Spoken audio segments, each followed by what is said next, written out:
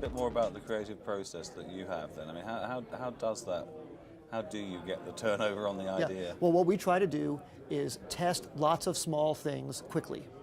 Everything that we do at Idealab is about rapid prototyping. How can we figure a way to simplify the test to the essence and do it in a week instead of a month? So give us an example. Well, one time we were trying to see if people wanted to buy cars online. We were thinking of starting a company called Cars Direct. This is a long time ago, back in the 1990s. You did start. We did start it. It turned out to be a very successful company, but we wanted to see if people would buy a car online.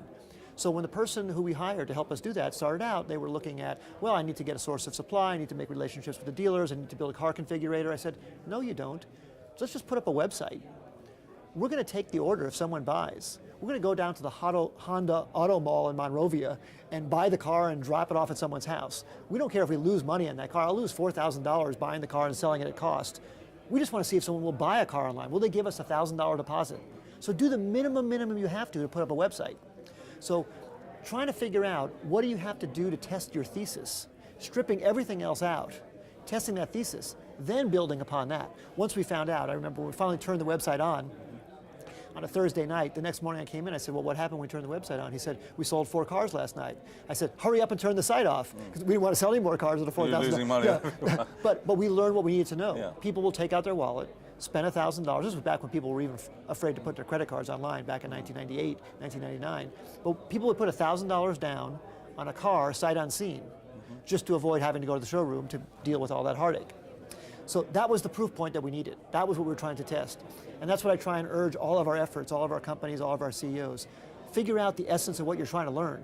Do that test inexpensively and quickly. That's how you can get more of those things done per year. Because it's how much of that learning can you get per unit time that is the essence of the success of business today. And when did you hit on that as a formula? Well, I learned early on that sense and respond was a better philosophy than make and sell. Make and sell has been the philosophy in business for a long time, ever since the Industrial Revolution, where we learned that you could make more of something efficiently. So why don't we make 10,000 of them, and then we'll find a way to push them to people, even if they don't want them, through advertising or whatever. And I felt that fundamentally that was inefficient compared to sense and respond. Why don't you test something, figure it out, and then only make what people tell you they want? And it's just a way, way better way to run a business. And of course, the whole world is moving that way. As more movement goes online, it's more efficient to test things online. Of course, online, you don't even have to make physical goods to test them, so it's way better. But I think there's a great opportunity for all business to improve by doing more sense and respond and less make and sell. And I mean, as you say, I mean, the internet, particularly social media, because of the feedback loops and all that you're getting in there, I mean, it allows the sense and respond to happen more than ever before. I mean, what are the key rules that you've learned that work, that companies should bear in mind when they're trying to do that? Well, I don't know if I have a generalized rule, but the only one I can say generalized is test, test, test, test, test. And you said, where did that come from?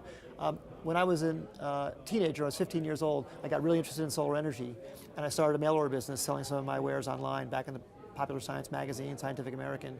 And I would go to the library back then and read all the books on direct mail, and all they said over and over again was test, test, test, test, test. Try everything. I used to try different fonts on the envelopes. I used to try different color stamps. I used to try calligraphy versus typewriting, just to see what would get better response rates. I think that's what infused me in this whole sense and respond mentality. But that's just what companies need to do, is find these small tests. Online you can do it very, very easily. Measure everything, do A/B comparisons, and just see what works better, because it's almost never what you expect. The thing that you think is going to work better almost never is the one. The thing that pulls actually better and moves people and causes people to buy or causes people to act is often very surprising. Why is that so often neglected, that approach to finding things out and designing products and marketing products?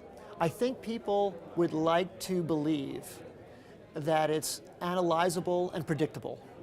And I just think human nature Or you can just sort of sit there and derive it from first principles or something. Or that you can use all your experience in marketing to know what's going to work right. And of course you can use all your experience in marketing to have an intuition, to figure out some of the things you should test.